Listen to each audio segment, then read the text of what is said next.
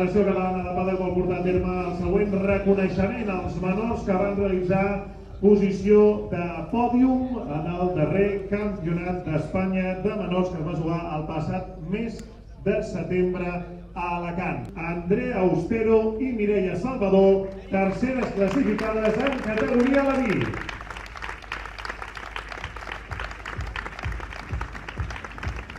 Pol Hernández, campió d'Espanya en categoria infantil.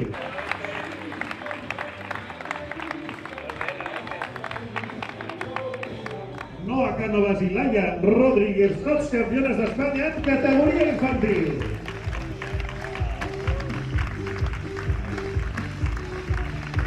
Ana Ortiz i Alexandra Torralba, terceres classificades en categoria infantil. Milena Rojas, sotscampiona d'Espanya en categoria cadet.